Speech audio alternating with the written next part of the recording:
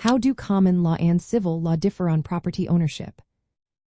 Imagine you're buying a house or land, and the way your rights are protected depends on where you are in the world. That's because different legal systems handle property ownership in unique ways. Today, we're going to look at how common law and civil law systems approach property rights and ownership. In civil law countries, which are based on a set of written laws called codes, property ownership is seen as absolute. This means when you own property, you have full rights over it, and these rights are clearly written in law. Civil law systems follow the principles of Roman law, and they emphasize a limited set of recognized property rights. For example, if you own a house in a civil law country, you have the right to use it, sell it, or give it away, but these rights are all spelled out in a detailed legal code. Civil law makes ownership straightforward and predictable, but it can be less flexible for complex arrangements like trusts or joint ownership. On the other hand, common law countries like the United States and the United Kingdom see property ownership as a bundle of rights. Instead of owning land outright, you hold different rights that can be separated and transferred. For example, you might have the right to use the land, the right to exclude others, or the right to sell it.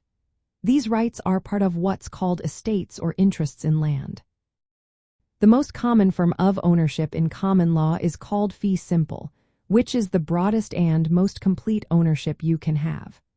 But even fee simple ownership is technically a possessory estate because the ultimate title belongs to the sovereign or government. This flexible approach in common law allows property owners to create trusts, where legal ownership is separated from beneficial ownership, meaning they can protect assets or pass wealth efficiently. It also supports joint tenancy and other arrangements that give multiple people rights to the same property. From a conservative viewpoint, common law's flexibility aligns with the idea of individual liberty and economic freedom. It lets property owners manage their assets in ways that suit their needs, encouraging responsible stewardship and wealth creation. Civil law's clear and codified rules offer stability and protection from arbitrary interference, but they can limit innovative ownership structures that promote economic growth.